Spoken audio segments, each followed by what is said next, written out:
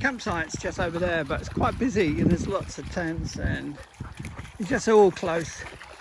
So what I've done is come across this estuary. It must be fresh water because it's running down, and seawater doesn't run up. So there is seaweed here, but I think it's drinkable because it's running fresh down there. There's another river or something at the back here, so we're going to check. But this is a good pitch spot here. Plenty of breeze. Look here. This ain't bad, is it? Just there. And there's a breeze coming in from there. So I'm going to double check for water. I mean, I think that's fine. But I want to be double. They've just been drinking it and they've been set. Oh, she's going back in it. I've got a dunking pool for the dogs. Just over there, it says dogs have got to be on lead, and you know, I understand their point because they don't want people getting harassed by dogs. But the point is, I've just come over the mountains, and at the end of the day, they need their freedom. You know, they need to be able to pace around, walk around, do anything. I can't be walking around with a lead in my hand all day. But the breeze is blowing lovely. So if I pitch the tents like so, here, facing that way, and the back end facing that way, we should get a good breeze. So I'm going to double check at the back there. It's quite tall grass though, so I'm going to take a pole with me, just in case there's some holes. But if I can find a good water source, other than that, I think it's fine. It's running down, it's just the seaweed. I don't know how high it comes, so we might have to wait for, the tide might come right in. So we might have to wait to get out in the morning, unless I can find a way around. But that's the least of my problems. You know what I mean? So, gonna have a look around. Found this second water source. It's moving. Boil it, it'll be fine. Filter it and then boil it. And that's running down the camp where I'm choosing. It's just around the corner up there. I just want a bit of peace and quiet, and I'm not being funny, but you know, I don't want rules. I understand there has to be rules, but this is my escapism. This is when I get out and enjoy myself. That's the thing I won't be doing, is told do this, told do that. Otherwise there's no point doing this. Now if that camp was bigger, with more area, then yeah, I wouldn't mind at all, but everyone's more or less on top of each other. And I guess I thought it'd be quieter, but no. Here you go.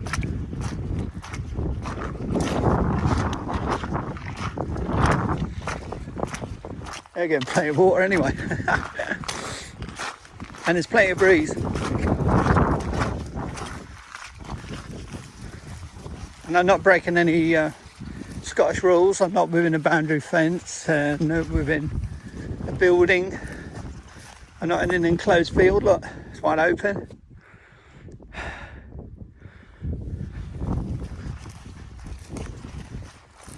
So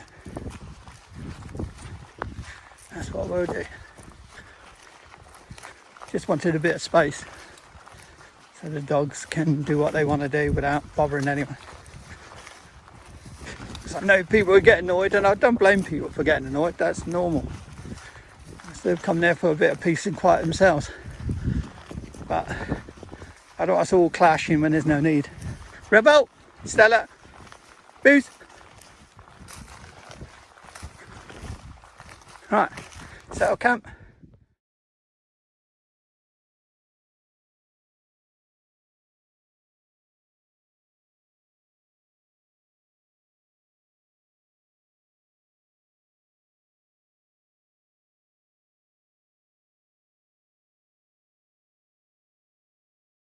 That tide comes in quick. I want to see how high it gets. We might be bailing if it gets up here. Shouldn't. But how high is high? That's why I'm looking at the banks over there. There's some gravel here, but it's all grass. I don't think it'll get that high, surely. We'll find out in a bit. I might be bailing. It's okay, there's some high ground just over there. Well, it's coming in. Got my gear up there just in case I need to panic. I think I'll be all right, but thinking is one thing. We're now cut off anyway, which is good. We can get round that way. We can go over a fence or something, but I mean, there's plenty of land up here you could pitch on. Leave that alone, you. It's salty. But my main concern is how high this high tide is. Lie down, Stella.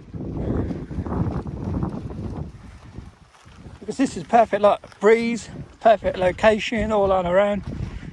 Coastal setting. I just don't know if the coastal setting is going to be on top of us. I'm hoping that's it. So I'm watching these stones now, how quick they're going up. And the wind's blowing, of course, but you can see erosion on the banks, and there's a boat being pulled up, but I don't think that's used. I think that's kind of one of them disused ones. But if it gets like another foot or so, we will be having a bail. But it's all grass. So yeah, in the winter I guess this gets flooded, but I wouldn't expect it to get flooded like this, you know, with tides at this time of year. But look how it's creeping up. It's getting to the point I'm going to have to bail. Oh no. I mean, look how near it is. It's there. Stop now. I just wish I knew what time high tide is. There's fish jumping in there. There was a fish jumping in there a minute ago. Right, let's have a look down here. Now it's getting high, isn't it?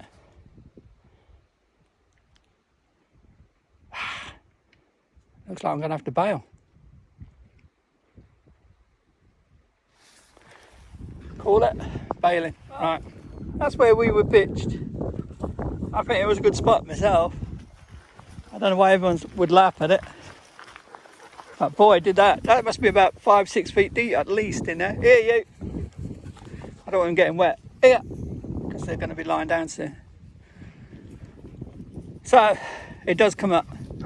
Now to get us, it's got to come out another 5-6 feet. And that would mean it would be flooding them fields over there. So, I don't think it's going to be doing that. But hey, the good thing about this setup, you can move it. This is where we were, so hey, leave no trace. Hey, I had my dinner. Bloody lovely as well. Sorry for swearing. Boy, did that come in quick. I was watching it as I was eating my dinner, and it was coming out about an half inch. And I thought, nah, because this is grass. But obviously, this grass likes seawater. I got my water from over at the back, so I'm not worried. But look, you've got a bank there, all the way around. There's a big bank. So maybe in the winter, but never say never, eh? And it's cut off up there, but we can get round. We could cut through. But see what low tide is in the morning. If it's low tide, brilliant. But look, we're up high here, and it's a great windy spot. I've pitched probably better this time. It's not so kinky, so the ground's better. But it's got to get right up over this lot. And no, not in there, no. I don't want you getting wet. And for it to do that, there was a load of rocks there, and I thought it will never get over them. It might be out it has. I think it might come up to here, but I don't think it'll get anywhere beyond, because they'd have to come a hell of a height to get up here. But I'm sure the guy up there will laugh his head off if he sees it. Right, I'm going to feed the dogs. I've had my dinner. Lovely breeze, so I don't have to panic about getting in. I want to make sure this is highest as going. I should take a marker really, shouldn't I? That's a good point. And see how high it's going. Where's the stick? I did see a stick. Right, hold on. I'm going to get a stick and mark it. Still rising slowly. But I was talking to some locals playing with their dog across the other side, and they said it's pretty high now, it's more or less there. They said, unless it's a full moon tonight. And then I says, what happens then? They says, then you'll be swimming. Look at the views there. And it's such a terrific spot. Beautiful breeze. I mean, really strong breeze. So no chance of a midge tonight if it carries on like this. And it's now 10 to 7. So I don't want to be moving anymore. But it's amazing how high it's gone. There was a path there. I walked along a path along there before I crossed the Inverie Estuary. I looked on the map, there's a track up there, and we can get through a track and then get back round to the other side. Hey, Rebel, what are you eating? Leave it. Gotta watch what he's eating, it could be rubbish. I fed them there, so they maybe dropped a bit of food. But the water's coming up behind us as well, up halfway up the track, so if we had to, we'd have to cut through trees to get to the track. Be a pain, but we could do it. As a matter of fact, I might look for an escape route now just in case I need it. You never know, do you? You've got to think ahead. There's no point waiting to the problem and then going there. It's because it's also rising here through the gullies. So we'll have a look while we're here. Right, I'll put you away. I just want my last coffee. I've fed the dogs, given Stella a magic aspirin. They're all happy, ready. I can enjoy the last bits of the sunlight, get changed in my shorts, get them settled, and then get ready for a nice evening with the breeze blowing in. And look, that's perfect. I just don't want it ruined by a massive high tide. And as I say, it does come in quite quick. But even here, look, we're on a nice rise. But who knows, eh? Crazy. So I'm going to look for an escape route if I had to use one. If I can't use the track, the track's there, but the water's coming up. So I might have to look for a way through to the track in emergency. Things you do, eh? But as I said, you'll see the good points and the bad points. And I've looked on the maps. This is not classed as high tide area or anything like that. So I'm in an area, a spot where it says fine. Even down there, I was on borderline. I'll show you later on how high that's come up. But I'm not officially in an area that floods, that I know of, not on the maps. So I can only go by what's on the maps. I've looked on GPS and everything. So it said I was fine. If it said high tide, low tide, or they give you kind of different readings so you know when it comes up higher. But they haven't given me that. So it says fine, it says land here, which it is. But obviously I'm getting caught out. And hopefully it doesn't get to the point where I have to bail a second time. That'd be a first, wouldn't it? Bail 2 times in one evening. See, here's the track. And this will take me back to the weir. You cross the weir and you can come back on route. Look how high it's coming up. Now I'm looking at the seaweed and it stops here. You see there, hive there.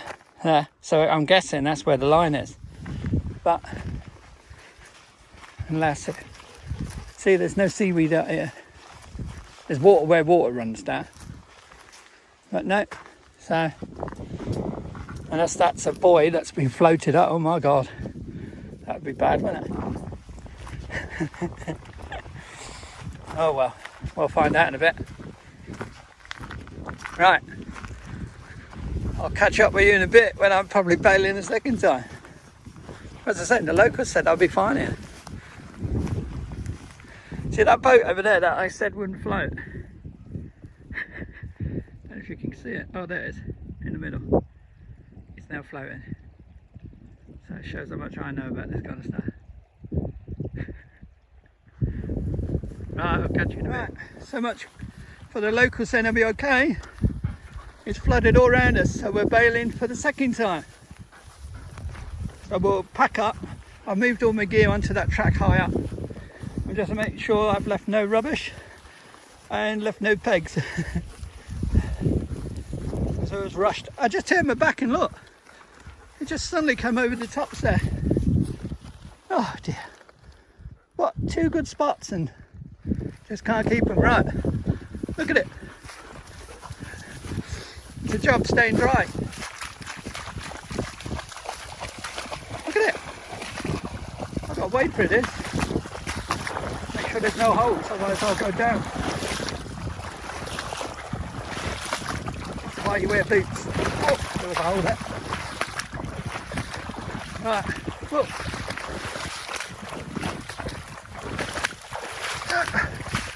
Deep. Very deep. Look. Up to the gate that's behind me. We would have got cut off. Damn. Such a shame. So much for the maps. Right. Plan Z now. Bag up first. Pack out as normal. And find somewhere else. Look at it, it's even crept up there. Well, we got all the gear, nothing got wet except us. It's quite warm, so look at that. Have to bag up as a normal pack away. Well, we're safe. Right, got jobs to do now. Look at it coming in still. It's obviously a full moon. That was all grass. Unbelievable. Look, it's even coming up the track, which I knew it would. My God. Right, we're all packed up. What we're going to do is take the route back and find a pitch spot out in the open there. That's all we can do. I'm not going to the campsite, there's just too many people there. It'd be chaos with the dogs. Because Peter will fuss them, I'll tell Peter not to fuss them. Hey, you do. And then they get excited, and then other people don't like it because they're getting excited. So you can't stop Peter fussing them. Right, we're going to push on. It's 10 to 8, so give it an hour and we'll be settling down. And that's where the deer are. 2, 4, 6, 8, 10, about 12. They'll soon clear off when it's eels. Look at them all looking. Don't know if I can zoom in there.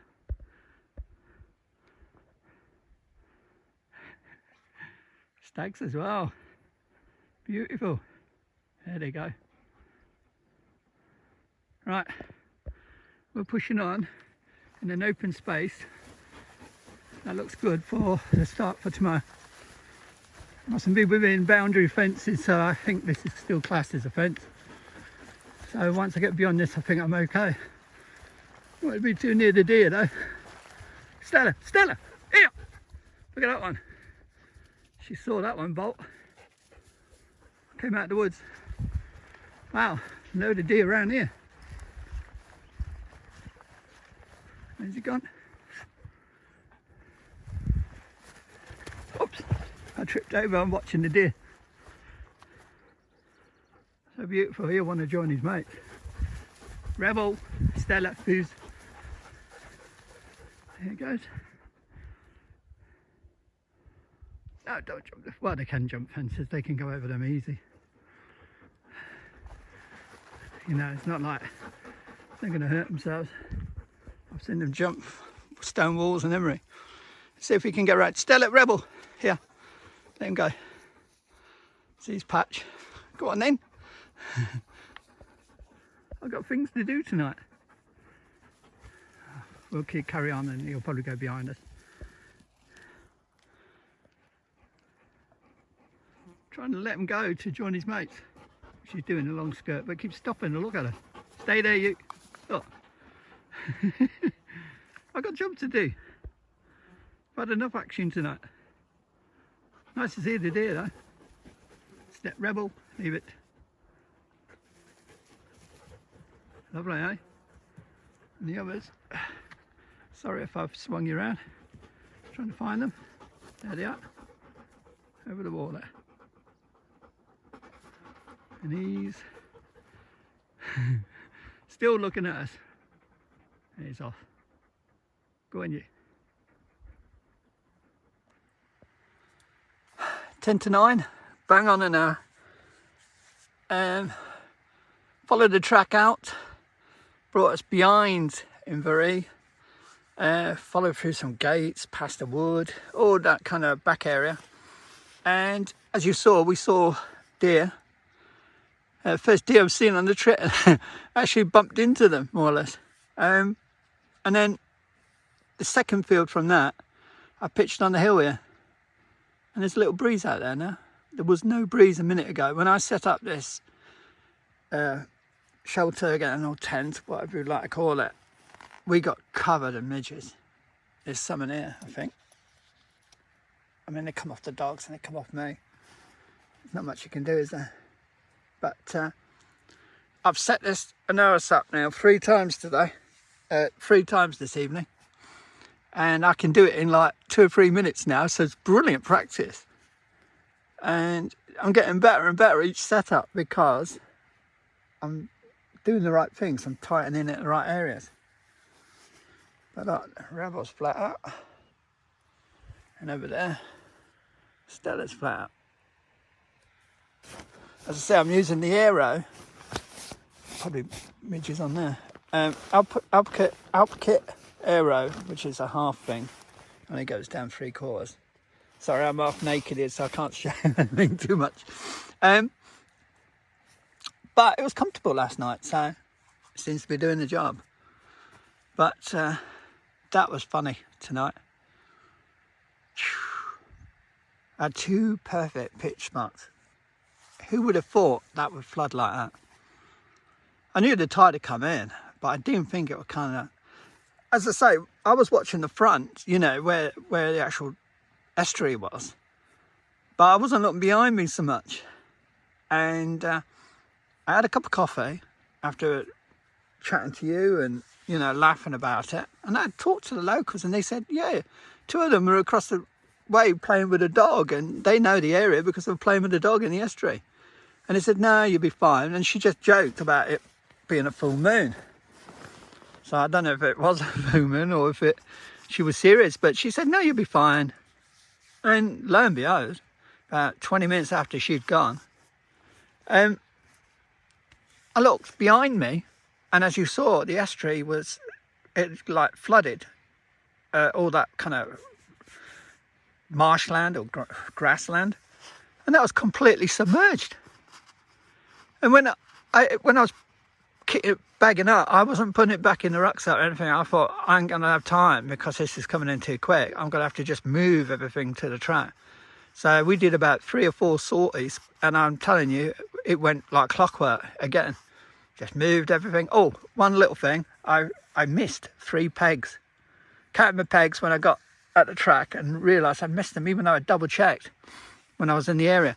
So I waded through about 12 inches of water to get the pegs because I need the pegs. I only got 2 spare, and 3, that means I'll be 1 peg down. So no, I wouldn't have done anything dangerous. I took a pole with me and I was checking in front of me so that I knew there was no hose.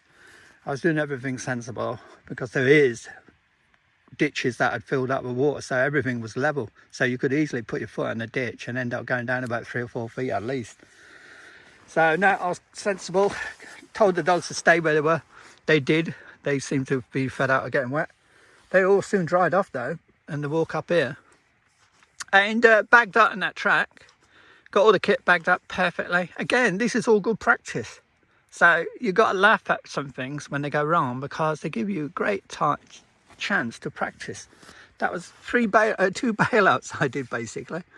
So, and that last one was a major one. So imagine, dog's sick, weather's turned nasty, and you don't feel well. You can bag up, practice, and as I say. And the other thing is not panic. I've always said this, and when anything goes wrong, don't panic. Laugh about it, switch on your sensible head, and just get on with it. And that's what I did. And we're up here now, in the middle of nowhere, in this fields, there's fences down, and there's there's walled fences down, so, and there's deer, as you saw, so I don't think we're causing any kind of problem here, and we'll be moving. I'm not saying bang on early in the morning, because I want the wind to pick up, but we've now set off. All we have to do is go a little bit further along this field and then cut to the left, and we're back on where that woodland track is, at the top of it, not at the bottom. So we've cut a lot out, so we'll be raring to go. So we'll be hitting that track that leads past that funny spire, you know, the one with the cross on the top, and then towards the lock. So good start. So, you know what I mean, it's just one of them things. We've covered about an extra mile and a half, so it's given us a head start. So as I say, nearly 9 o'clock now. I've got to just relax. As I say, the maddening thing was I had perfect wind conditions at that estuary. I'd eaten early, I'd fed the dogs a bit early, I'd had my coffee early, thank God. But I was all ready just to chill out, watch that tide come in, and I thought it was going to stop at a certain spot and then get the dogs settled and just chill out watching the sun, you know, in the estuary. Perfect, but didn't work out, obviously. Me and estuaries don't obviously get on, so learning curve. It all looked grassland, it was all dry. I mean, only the bits near the edge of the estuary were damp or even boggy. I mean, there was some areas that were pits, you know what I mean, that I got water in, but I mean, you'd expect that because they're holes, you know what I mean. So you'd expect them to fill up with water of some type. It's all moorland, isn't it, around it? So yeah, got caught out on that one, but I was keeping myself alert, and I checked for exit points and all that. So as I say, I was not going to settle down until I knew that tide had finished coming in. So there was no way I was going to settle down in my tent and just kind of relax and doze off. So I'm looking at these midges on the outside. Got a few in. I'm killing them as I find them. I put permethrin on this. That's why you got some stains some places. But I'm hoping that'll kind of kill them off if they're inside. We shall see. Hope that's not a tick on the outside. No, it's some kind of stain. I still haven't checked the dogs. Look at them, they're flat out. I can't check them. But I will check them tomorrow. Probably if we will be stopping in Barrisdale Boffey. Not in the actual bunkhouse or anything like that, but pitched outside. So we'll be using the kitchen. Hopefully it'll be quieter. That gives me a chance to go over the dogs while we're in the kitchen. Because if you check them in the grass, they're only going to pick them up 10 seconds later, probably. But they do need checking. But when I get back, I'm going to front line them straight away. And that's flea, what you call it, repellent, and tick repellent. So if there's any ticks on them, they should be off within 24 hours. That's it. Got something crawling on the outside. There's all kinds of insects out there. I think there's insects people haven't even found. Right, enough yapping. I'm settling down for the night. See you in the morning.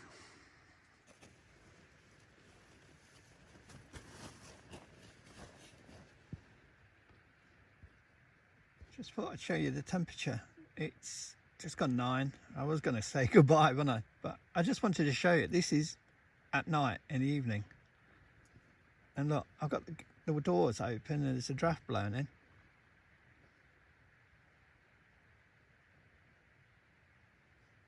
So it's not cold out there.